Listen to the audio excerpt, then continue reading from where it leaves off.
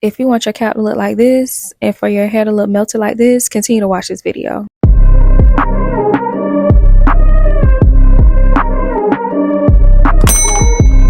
For my ball cap method, I go in first with my double or nothing skin guard.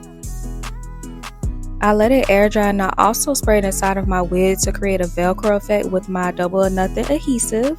And all of these products you can find at SEVYNX.com. And I just go in and trace my hairline. I go in with 2 layers of glue and I just let it air dry. The double or nothing adhesive, it does not need a blow dryer. It dries instantly. And I prefer to go in with an adhesive versus a holding spray because I was one of those girls where I would use holding spray on my cap, but over time I would notice a lot of breakouts and that's not good. So then I go on with my little spoolie and I just rub it in, and I also collect extra glue that I applied on my cap. And then I just go in with some alcohol and I clean up whatever areas where I applied a little extra adhesive.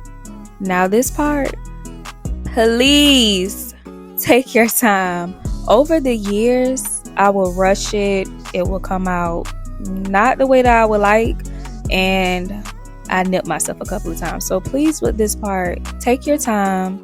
All you need is some sharp scissors and just go very slow, not too fast.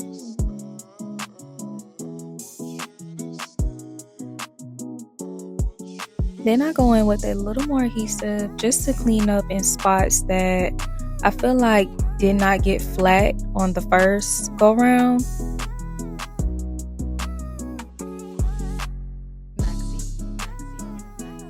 Then I'm going to go in with some Ruby Kisses, and I prefer to put it on my cap than my lace. I just feel like when you put it on the lace, it starts to look cakey and unrealistic. And before I fully apply the makeup to my cap, you can just see how melted my cap is.